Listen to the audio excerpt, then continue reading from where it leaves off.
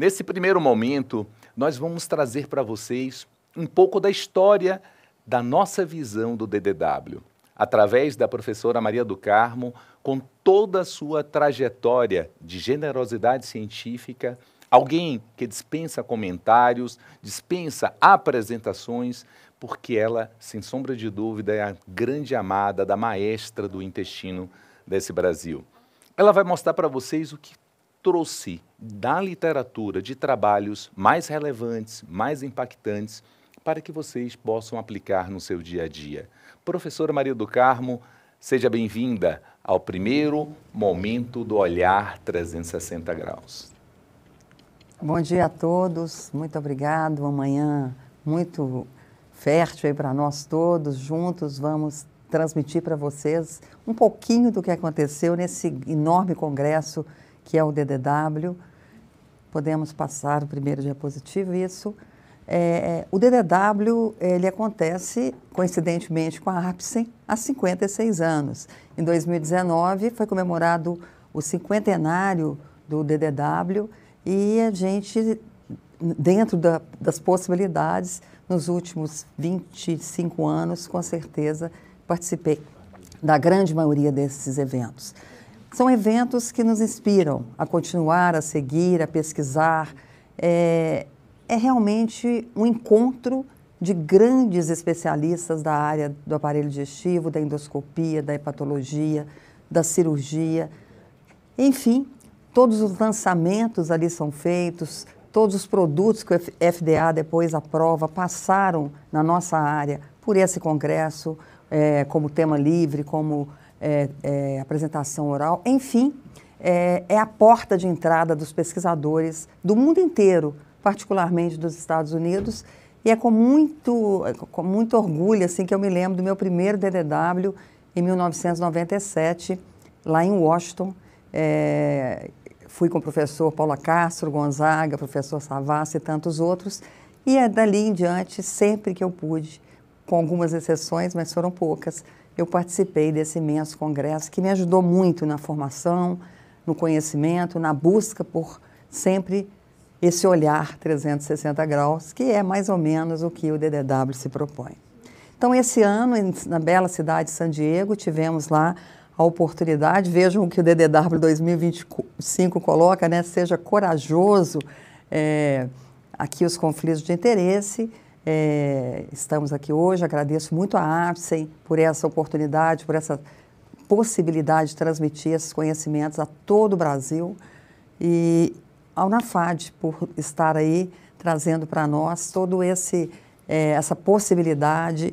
Agradeço muito e parabéns por esses tão importantes eventos que vocês estão trazendo para toda a gastroenterologia brasileira. Bom, o DDW é multi-aprendizado, né? Quando a gente fala, a gente vai fazer um evento do melhor do DDW, realmente é impossível.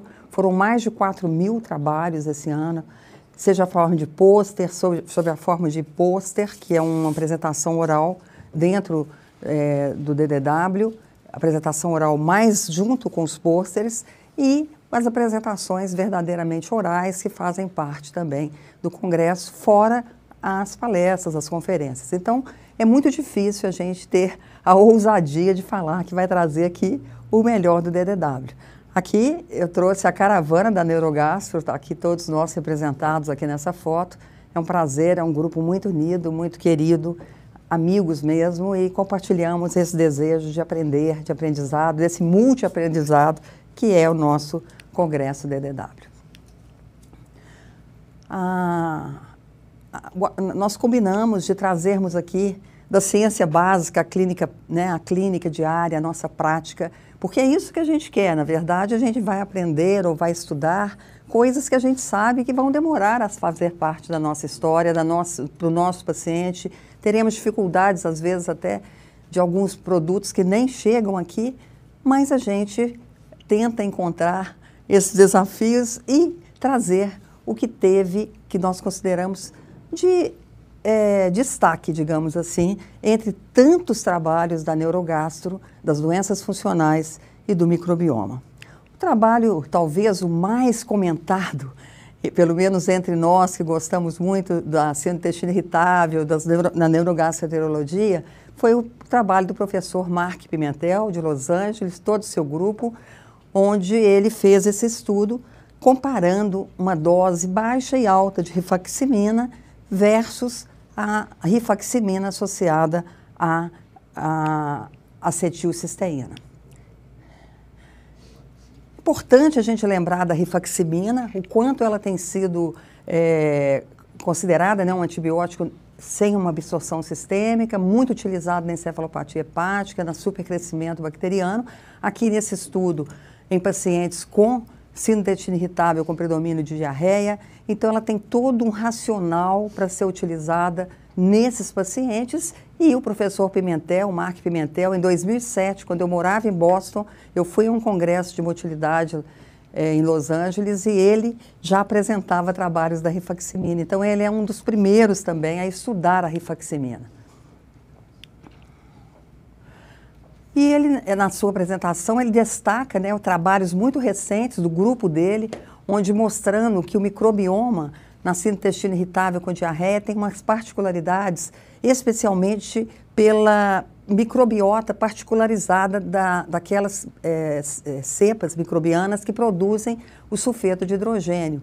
E o estudo de modelos animais em intestino irritável também com diarreia, onde essas autoras mostraram claramente que existe um perfil, um modelo microbiano para essa condição, especialmente a síndrome na forma diarreica, onde a gente tem essa possibilidade.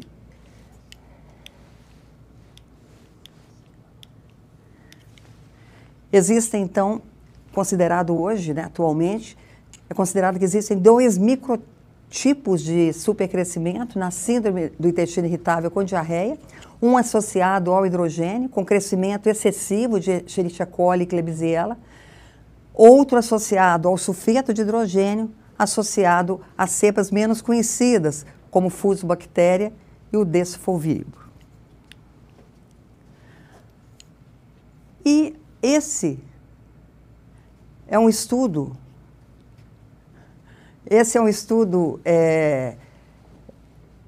mostrando os efeitos, então, do microbioma, da rifaximina no microbioma. E aqui, mais um estudo também do grupo do professor Pimentel, ele mostrando que várias cepas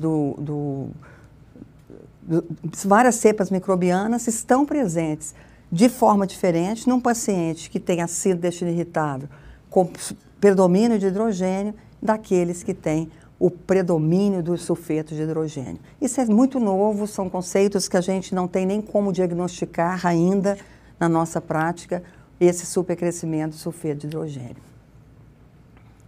Aqui mostrando os 3 grupos, foram 3 grupos que ele estudou, a rifaximina em dose normal, que ele utiliza há muitos anos, 550 miligramas 3 vezes ao dia, um grupo de rifaximina 200 miligramas 3 vezes ao dia, e um grupo que ele fez com 200 miligramas 3 vezes ao dia, associada a 600 miligramas 2 vezes ao dia da N-acetilcisteína. Foram 15 pacientes em cada braço, não teve nenhuma perda durante o acompanhamento desses pacientes, então, de fato, eles estudaram 45 pacientes. Quando a gente vê isso, a gente sabe, é um N inicial, é o primeiro trabalho em humanos com a N-acetilcisteína, então, a gente, não, ele mesmo ressalientou, né, são os primeiros estudos.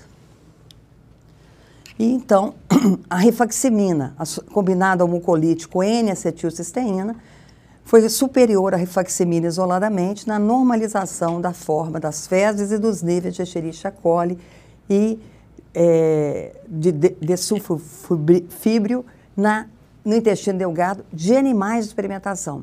É do grupo do professor Pimentel, porém do grupo que trabalha com o experimental.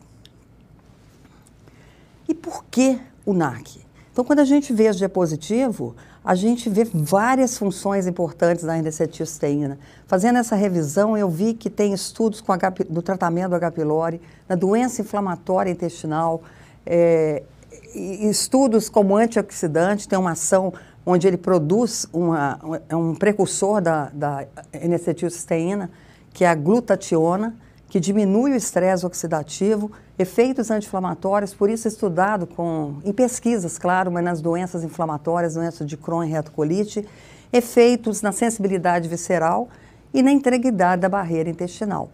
Então, ele teria um efeito mucolítico, sim, visto que a rifaximina teria dificuldades de atravessar aquele muco dessas bactérias, principalmente essas produtoras de sulfeto de hidrogênio, e aí o NAC tem ação mucolítica, mas na literatura a gente encontra com fartura todas essas ações aí da N-acetilcisteína, o que para nós é uma surpresa mesmo, porque sempre consideramos ela muito usada para as doenças respiratórias, como o mucolítico brônquico. Então, em resumo, a N-acetilcisteína tem sido estudada e tem demonstrado ser uma ferramenta promissora para melhorar a saúde intestinal, atuando como precursor desse antioxidante, protegendo contra o estresse oxidativo, reduzindo a inflamação e melhorando a função de barreira intestinal. Vi trabalhos com a N-acetilcisteína até da década de 90, no início dos anos 2000, na gastroenterologia, mas com outras funções e não, claro, associada à rifaximina, nem estava disponível, mas já existe, então, não é novidade que a N-acetilcisteína tenha, além de ação mucolítica em si, essas ações. Então, esse é o primeiro ensaio clínico randomizado, duplo cego e controlado, realizado em humanos, comparando, então, a rifaximina em diferentes doses e uma delas, a baixa dose, com a N-acetilcisteína. A metodologia está aqui, foram 3 braços, como a gente disse, 2 semanas onde foram selecionados esses pacientes que preenchiam o critério de Roma para síndrome do intestino irritável com diarreia, depois o período de estudo de 14 dias, com as 3 doses diferentes, com os 3 braços, e depois o acompanhamento. Após o teste respiratório, ele utilizou um aparelho que está sendo lançado nos Estados Unidos, ainda nem disponível para venda, nem mesmo lá, mas que está com o professor Pimentel na sua pesquisa, no seu laboratório de pesquisa, onde ele realizou o teste com os 3 gases, né, o sulfeto de hidrogênio, o hidrogênio e o metano. Os pacientes repetiram o teste respiratório com os 3 gases e foram acompanhados por mais 4 semanas após a interrupção do tratamento. Então, foram 2 semanas antes, 14 dias, 2 durante e 4 semanas, totalizando 2 meses de acompanhamento. Os pacientes preenchiam diários de sintomas, existia um acompanhamento, inclusive, com inteligência artificial para a escala de Bristol, para responder questionário, e as fezes foram coletadas para estudo do microbioma desses pacientes. –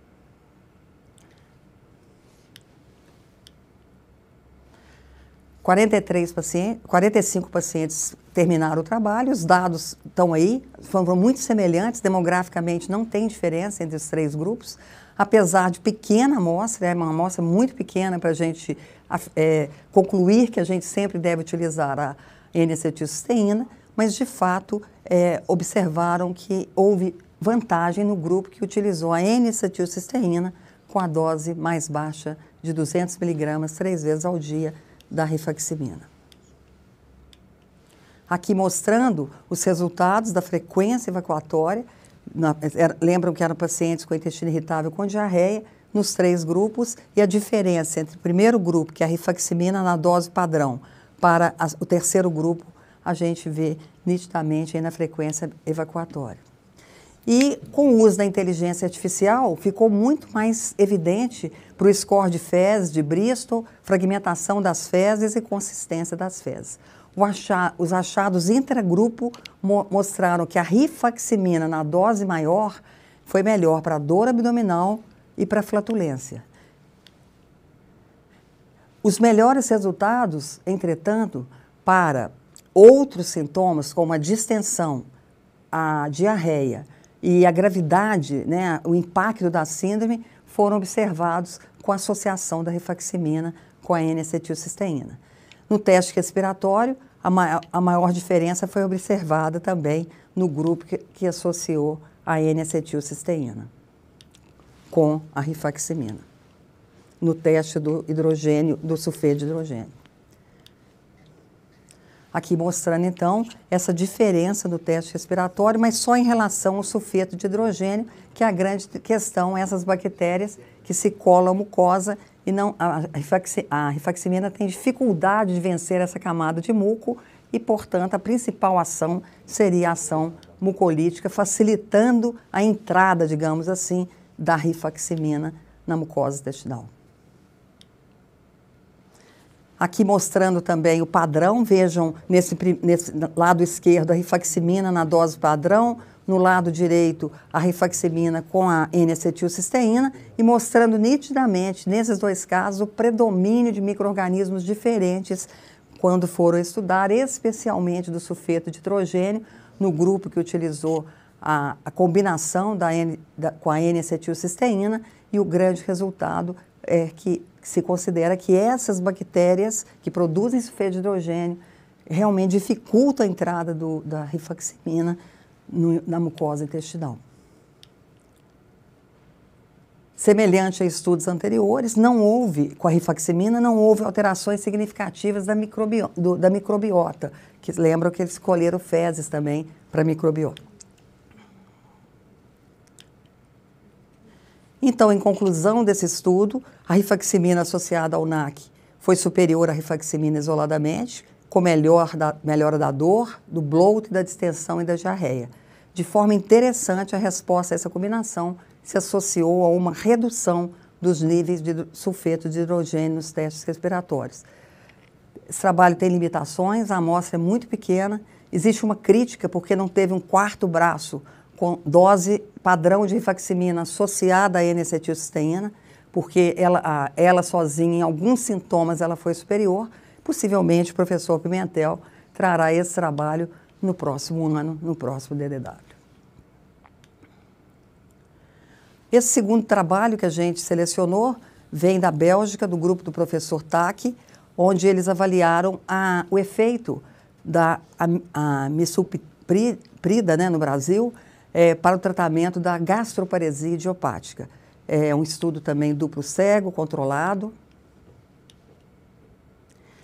As opções de tratamento de medicamento para gastroparesia é uma dificuldade, nós sabemos. Nos Estados Unidos, o único aprovado pelo FDA é a metoclopramida, e uma meta-análise concluiu que alguns antipsicóticos, como a amisulprida, podem ter eficácia clínica na dispepsia funcional. Não foi uma diferença muito grande.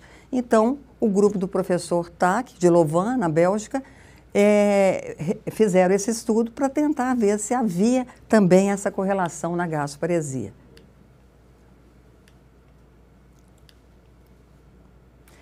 O objetivo foi avaliar a eficácia dessa medicação nos sintomas e também no esvaziamento gástrico.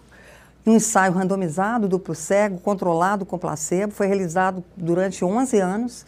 Os pacientes não diabéticos, excluía-se o paciente com gastroparesia diabética, era aqueles gastroparesia idiopática, com sintomas de gastroparesia e retardo do esvaziamento gástrico, foram incluídos. Após um período de adaptação de 2 semanas, os pacientes foram randomizados para receber ou a droga ativa ou o placebo 3 vezes ao dia, por 6 semanas, seguido um período aberto com a medicação 25 miligramas 3 vezes ao dia e depois 50 miligramas 3 vezes ao dia por mais 3 semanas. O desfecho primário foi a mudança no índice de sintomas, chamado sintomas cardinais da gastroparesia, é um questionário já validado, na semana 6, então depois do tratamento. Os sintomas individuais e scores psicossomáticos, especialmente ansiedade, depressão e somatização, também foram coletados, e testes, cintilografia, testes respiratórios de esvaziamento gástrico também foram realizados nesses 11 anos de acompanhamento. 39 pacientes, 32 mulheres, então na gastroparesia idiopática, como nos funcionais, também predomina nitidamente das mulheres. A idade média da gastroparesia idiopática nesse grupo da Bélgica, 38 anos, mais ou menos 14. Foram selecionados 21 no grupo da amisulprida e 18 no grupo placebo. As características basais também foram semelhantes e após 6 semanas a pontuação naquele questionário validado da gastroparesia diminuiu significativamente no grupo amisulprida, mas não no grupo placebo. E a pontuação total desse questionário, período basal comparado a 6 semanas, não foi diferente entre os grupos droga e placebo, especialmente comparando dor epigástrica, náuseas e questionários psicossomáticos. Os pacientes do grupo da droga relataram mais semanas com melhora geral, com base nos relatórios semanais. Essa diferença foi significativa. A mudança no tempo de esvaziamento gástrico foi semelhante em ambos os grupos e 2 pacientes interromperam o antipsicótico por sonolência. Após 12 semanas, observou-se redução significativa na subescala de plenitude, mas não nos sintomas de náusea, vômito e distensão abdominal. Aqui apenas mostrando os 2 grupos, comparativamente são muito parecidos, e as diferenças do tratamento, das respostas da flatulência, da náusea, não teve, do vômito, apenas da plenitude. Essa droga mostrou ser superior ao placebo para pacientes com gastroparesia.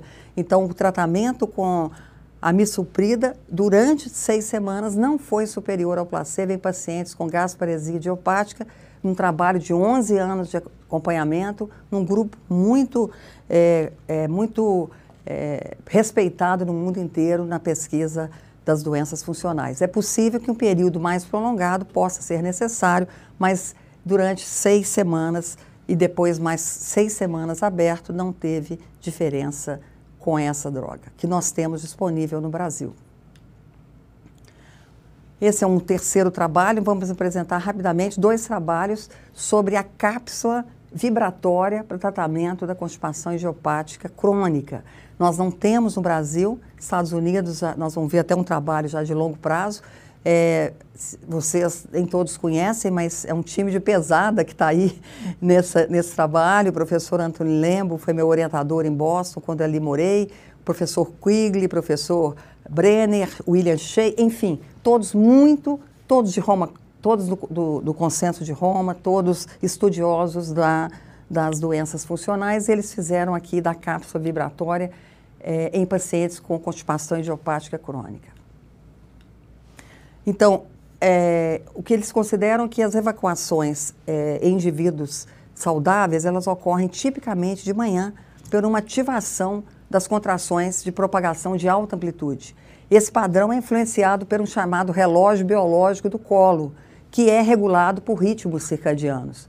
O ritmo circadiano e a distribuição diária dos movimentos intestinais ainda não foram estudados em pacientes com constipação idiopática crônica. Então, o objetivo desse grupo de professores foi avaliar a distribuição diurna dos movimentos intestinais espontâneos, ou seja, das evacuações espontâneas em pacientes portadores de constipação idiopática crônica durante o período basal e o tratamento, avaliando o efeito dessa cápsula vibratória, que é um tratamento não farmacológico já aprovado pelo FDA para o tratamento da constipação crônica. Uma análise posterior do ensaio de fase 3 avaliou a distribuição diurna das evacuações de pacientes tratados, então, com a cápsula vibratória.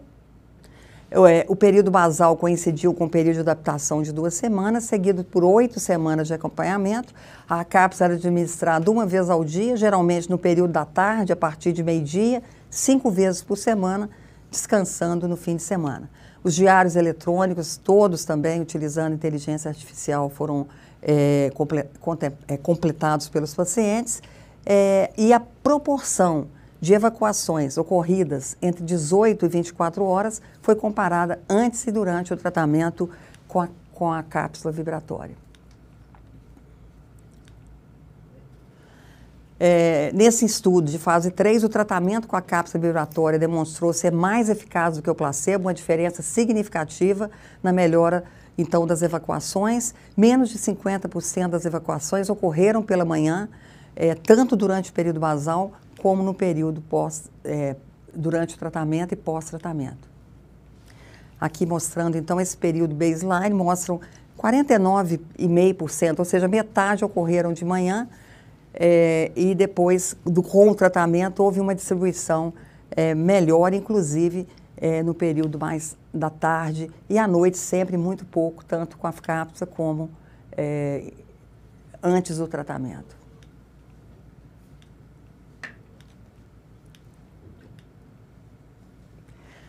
O tratamento com a cápsula vibratória aumentou o número total e alterou a distribuição diária das evacuações. Durante o tratamento com a cápsula, houve 2 picos distintos na ocorrência das evacuações, o primeiro pela manhã e o segundo na noite, coincidindo com a segunda sequência de vibração. E durante o período basal, o pico das evacuações foi significativamente menor pela manhã.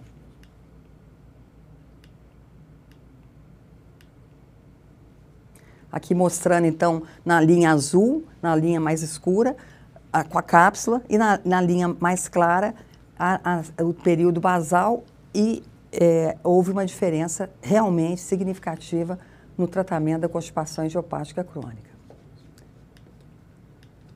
O tratamento com a cápsula, então, resultou em uma proporção significativamente maior de ocorrência de evacuações, vejam, 26% versus 16%, durante a noite, em comparação com o período pré-tratamento.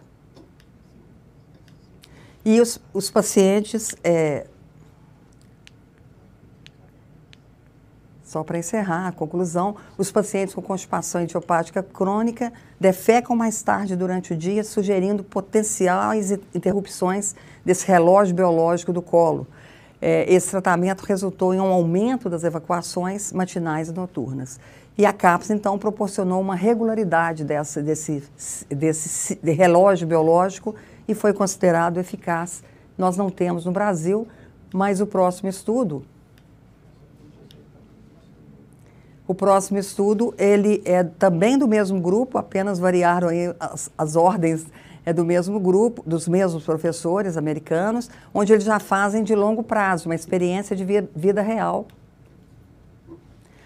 Terapias farmacológicas a gente sabe que são muito complexas e a cápsula então é aprovada nos Estados Unidos para o tratamento da constipação crônica, porém a sua eficácia a longo prazo nunca tinha sido estudada antes.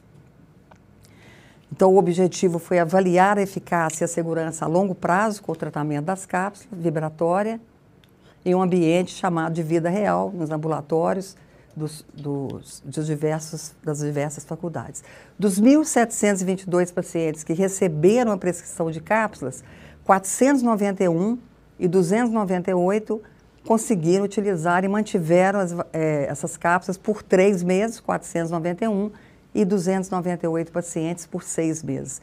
46% dos pacientes tinham mais de 55 anos e 85% eram mulheres, confirmando a grande predomínio das mulheres com a constipação idiopática crônica. Quando comparado ao período basal, o número de evacuações aumentou significativamente ao longo do período de 3 e 6 meses, com aumento de mais de uma evacuação por semana, também com uma diferença estatisticamente significativa. Aqui os resultados, apenas ponto visual, mostrando essa melhora ao longo do tempo. A consistência das fezes melhorou em 2,9 para 4,1 durante o tratamento e o esforço evacuatório também diminuiu de 2,9 para 1,6, ou seja, mostrando para nós que a cápsula vibratória é de fato eficaz, também a longo prazo, é o primeiro estudo no mundo com a longo prazo. E vejam, efeitos colaterais foram muito poucos, cessação de vibração em 4,6%, 3% perceberam atraso na expulsão da cápsula, 3 pacientes foram submetidos à colonoscopia para retirada e 2% apresentaram dor abdominal. A diarreia é raríssima, então não é uma preocupação que a gente tem com a diarreia. Aqui os resultados também mostrando aí o tempo, né, ao longo do tempo, como que melhorou. Vejam primeiro aqui à esquerda, que é antes da cápsula, e o último lá a longo prazo, mostrando que, de fato, quando a cápsula chegar aqui, será um bom tratamento para os nossos constipados que tanto sofrem com a constipação. Então, em cenário de vida real, a cápsula vibratória se mostrou eficaz e segura para o tratamento de longo prazo da constipação crônica. E nós voltamos depois para explorarmos um pouco mais de outros trabalhos, de outras áreas da gastroenterologia que consideramos relevantes para todos nós, para a nossa prática, no futuro ou agora. Muito obrigada. Querida professora Maria do Carmo, como sempre, ela consegue ir a fundo, buscar aquele trabalho de visão. Lembro da professora quando ela começou a todos nós a inspirar, a entender, a pesquisar, a estudar a microbiota intestinal. Ainda aluno dela, sentava lá na primeira fileira, ficava vendo aquilo ali. Será que aquilo ali estaria próximo de todos nós? E hoje nós temos a utilização cada vez mais frequente do nosso consultório, da microbiota como nossa parceira nesse entendimento da microbiota, para que nós tenhamos a melhor forma de tratar do nosso paciente.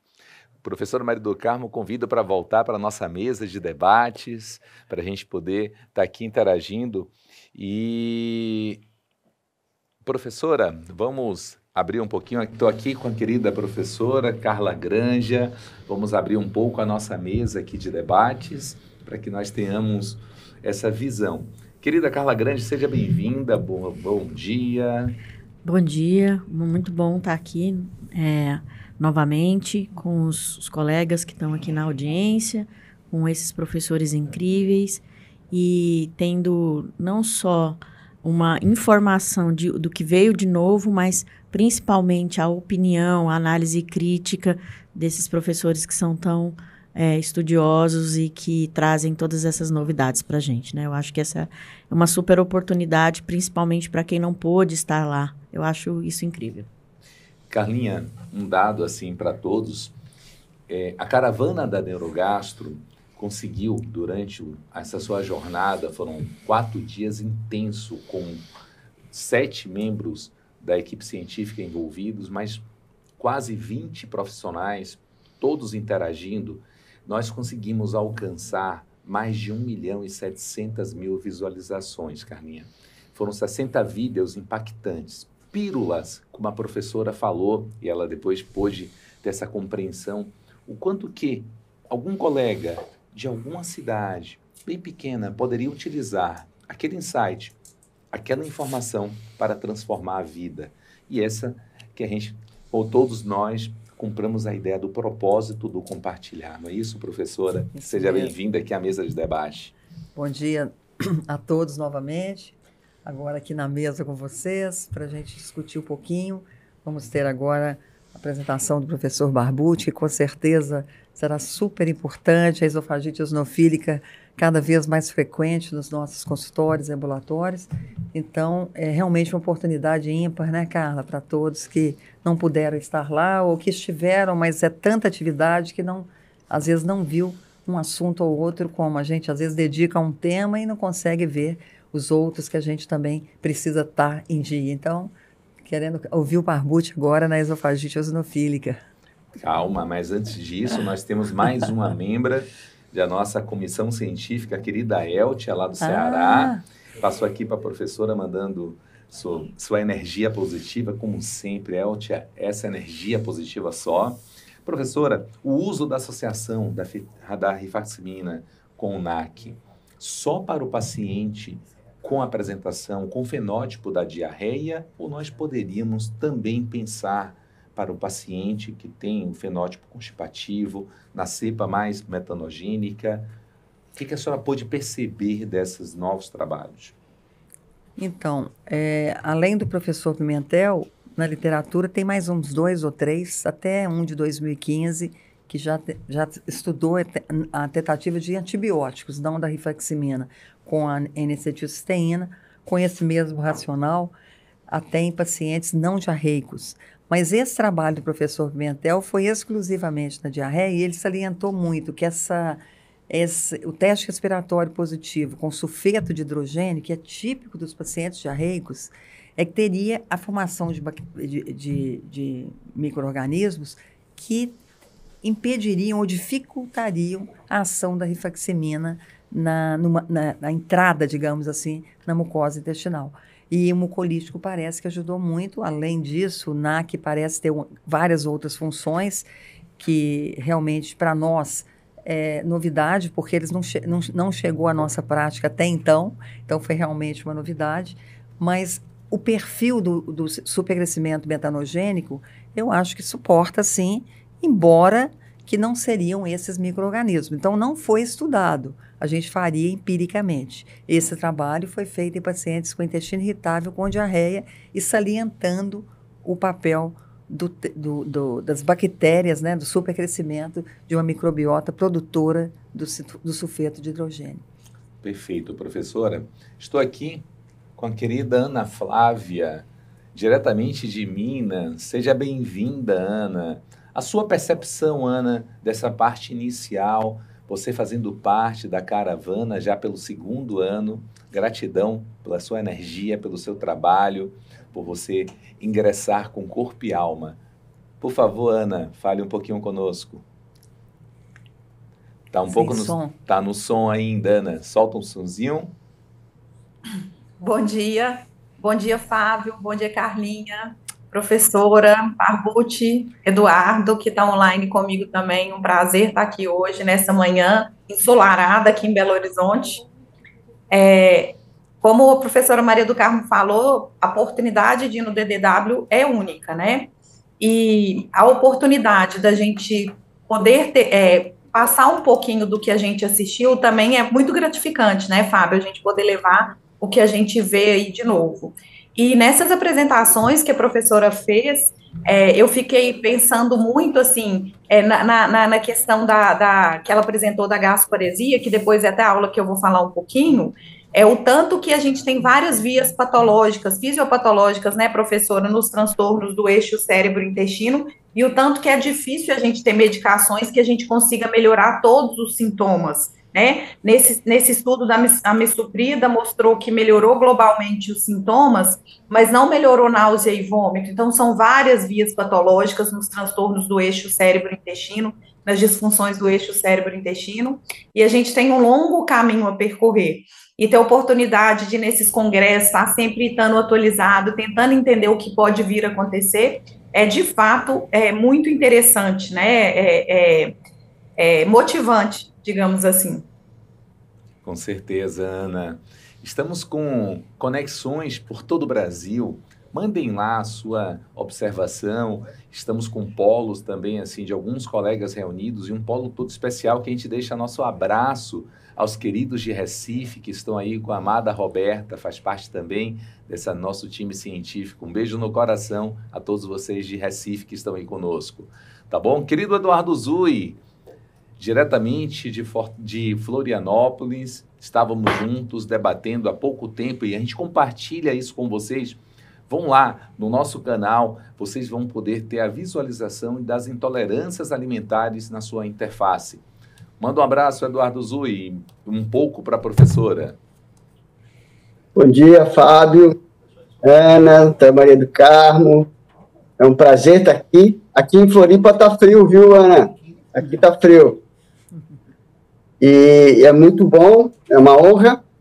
E sempre que a gente assiste a apresentação da doutora Maria do Carmo, a gente aprende muito, né? Mas a reflexão que fica é que, mesmo com todos esses avanços, quanto que ainda falta para a gente entender o funcionamento da fisiopatologia, da síndrome do intestino irritável, do crescimento bacteriano e todas as doenças funcionais.